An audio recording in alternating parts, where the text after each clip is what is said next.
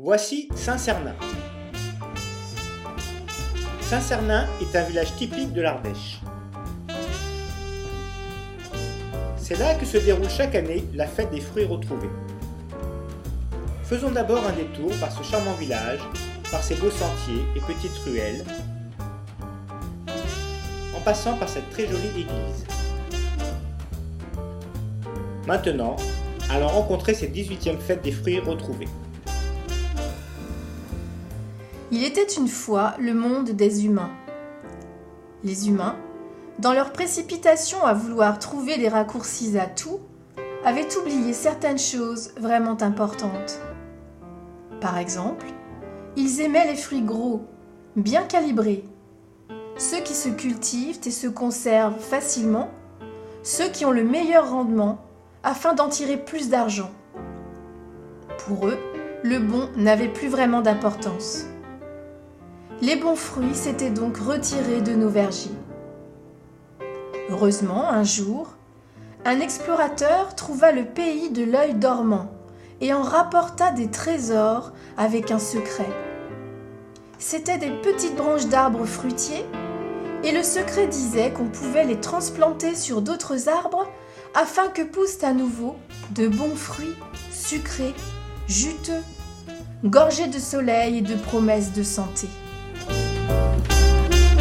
Eiffel TV vous présente l'association ardéchoise L'œil dormant, dont le but est la revalorisation des espèces des variétés végétales anciennes ainsi que de leur environnement.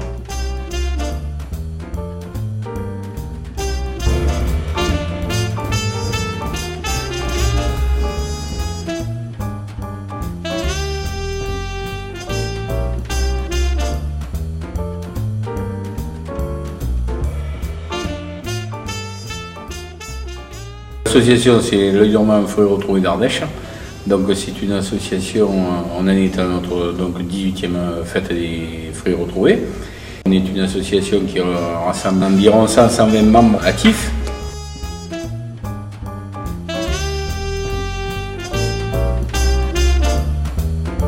Le but de l'association, c'est donc de sauvegarder les variétés de fruits.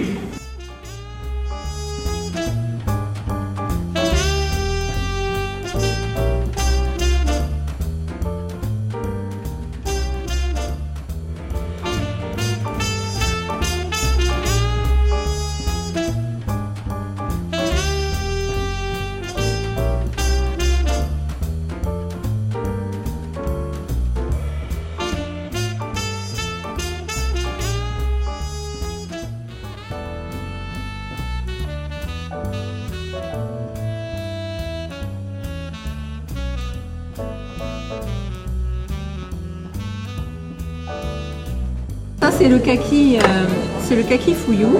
Il n'est pas du tout âpre. Vous voyez d'ailleurs, il n'a pas la même forme que l'autre. Il est un peu plus aplati.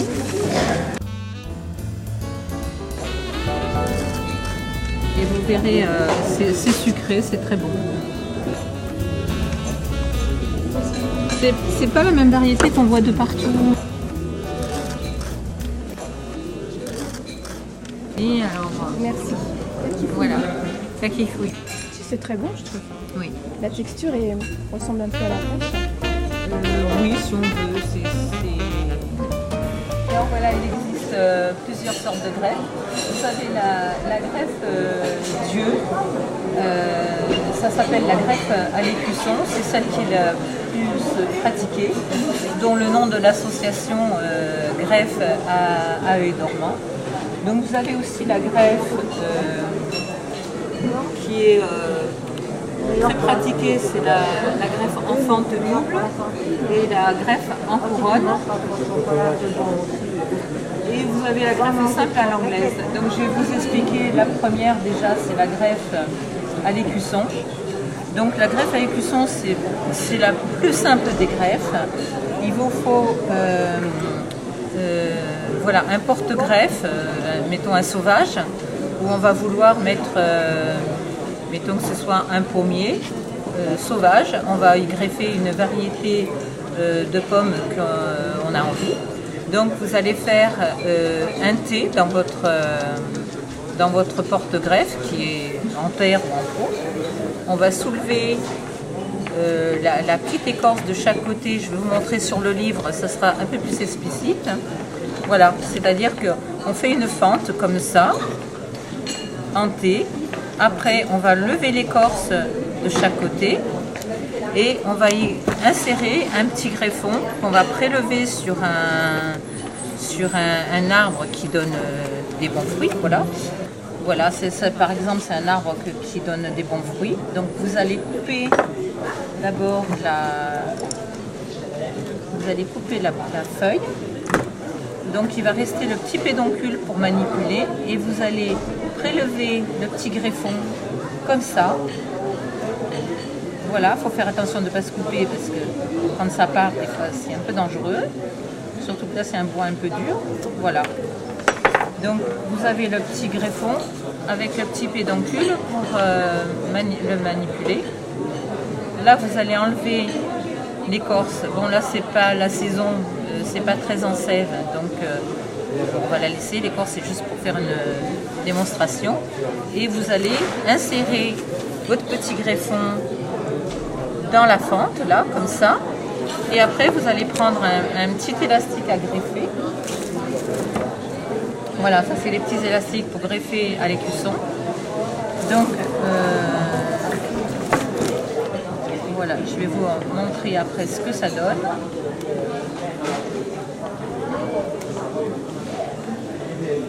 Voilà, ça je l'ai fait tout à l'heure. Donc voilà, vous avez le petit œil que j'ai mis dans la fente en T.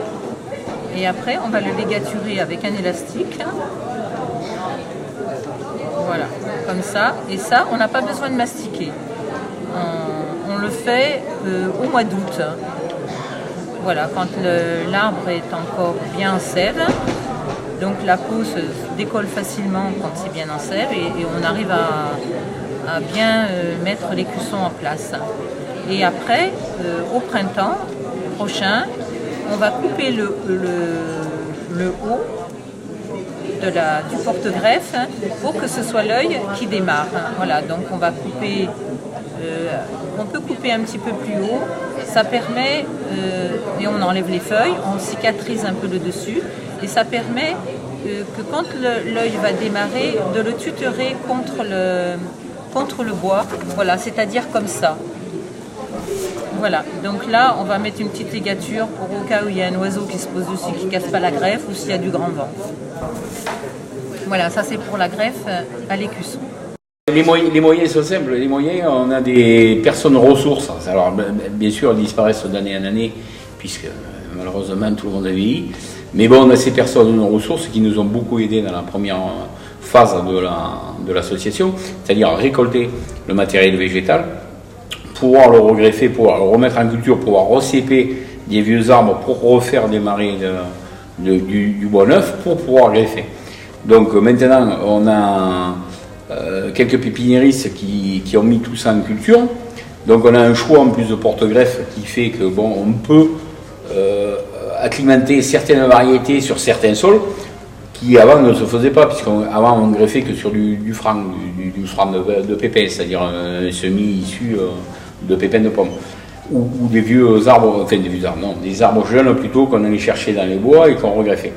Bon, ça, on a ça, et donc le but c'est d'arriver à vulgariser au maximum toutes ces vieilles variétés, pour que ces vieilles variétés, on ait un réservoir, si vous voulez, végétal, et puis une diversité génétique, et justement de ne pas la perdre, cette diversité génétique.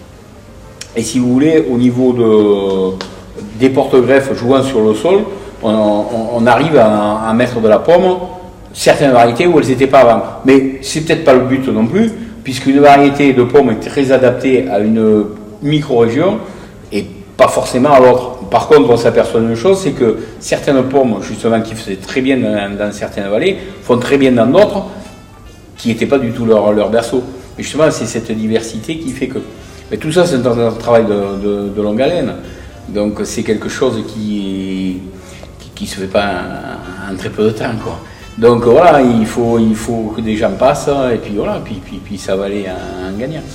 Mais bon, on est sur la bonne voie, Je pense qu'on est en train disons que c'est dans l'air du temps aussi, au niveau national. Donc je pense qu'on est parti sur une pente ascendante. Bon, maintenant, honnêtement, on sent que tout bouge. Le monde politique, voilà. Tout le monde s'intéresse à ce qu'on fait. Il existe aussi des moyens de multiplication autres que la greffe, c'est-à-dire le marcottage aérien. Donc le marcottage aérien, ça consiste à reproduire à l'identique un arbre, bon pas n'importe quel arbre, hein, c'est des arbres qui se bouturent. C'est-à-dire qu'on peut faire un marcotage aérien dans tous les agrumes, ça se marcote bien. Les figuiers, ça super bien. Tous ceux qui ont de bouturer, c'est-à-dire l'hortensia, le seringa, qu'est-ce qu'on peut bouturer, enfin tout ce qui se multiplie en terre, le rosier aussi. Donc l'avantage, c'est que ça prend très vite. On fait ça quand il n'y a plus de risque de gel, au mois d'avril-mai. On va sur la plante qui est en terre, comme la photo là. On va enlever les feuilles sur une certaine hauteur. Voilà, on va faire une petite fenêtre dans l'écorce. On va enlever l'écorce. On va en faire une autre petite fenêtre de l'autre côté. On enlève l'écorce aussi. Et vous prenez, bon, ça c'est votre arbre qui est en terre, vous prenez un sac de congélation, vous l'ouvrez, vous faites un bandeau. Donc voilà, c'est un peu ça mon bandeau. Vous allez faire un petit gobelet tout autour comme ça. Voilà, vous faites 2-3 tours, hein, parce que là le plastique sera un peu plus long. Et vous mettez du terreau mouillé dedans, vous tassez bien. Bon, il a été attaché en dessous, bien sûr. Vous le rattachez au-dessus, voilà. Et après, vous mettez un papier d'aluminium, comme cette photo, là, par-dessus, pour pas que ça voie le soleil, ni que la mousse vienne dessus. Voilà, et bon, les racines dans l'ombre prendront bien mieux. Donc après, vous allez, pendant l'été, vous allez défaire un petit peu le lien du dessus et vous allez l'arroser. Au mois de juillet, au mois d'août, il faut arroser parce que sinon la motte se dessèche et après ça ne prend pas. Et après, au mois de septembre-octobre, vous voyez toutes les racines qui ont rempli le sac en plastique. Vous allez couper le bas et vous allez le planter dans un pot en mettant 2 tuteurs pour pas que ça se casse avec le vent. Et vous pulvérisez pendant 2-3 jours pour que la plante se remette un peu de ses esprits. Et voilà, vous avez l'identique, vous avez la bouture identique à votre arbre.